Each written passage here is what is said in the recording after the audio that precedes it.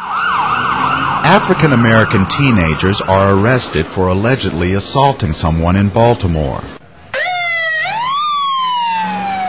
In another neighborhood, a makeshift memorial marks the spot where a 22-year-old was killed in an early morning shooting. Police detective Gene Bennett.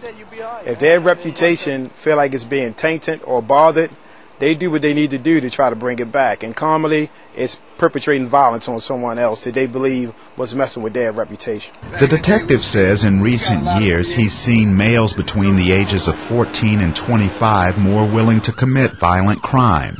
Nationwide, FBI crime statistics show the murder rate committed by black male teenagers rose 52% between 2002 and 2006. Baltimore Police Colonel John Skinner. We have an increase of juvenile victimization and an increase of juvenile participation in like homicides and shooting type incidents too. So that's changed. That's changed probably in the last 3 or 4 years. So we've really tried to focus our efforts in kind of disrupting those recent patterns. Baltimore police are putting more officers on street patrols in high crime neighborhoods. Staying out of trouble too? What's your name? One of their jobs is to encourage youngsters to resist influences that might lead them into a life of crime. Besides the police, others in the community are trying to help young people. There's no alternatives but jail or death. But the safety house gives them life and hope because they can come in dialogue, interact, be loved. Reverend Willie Ray is the founder of an organization called Save Another Youth.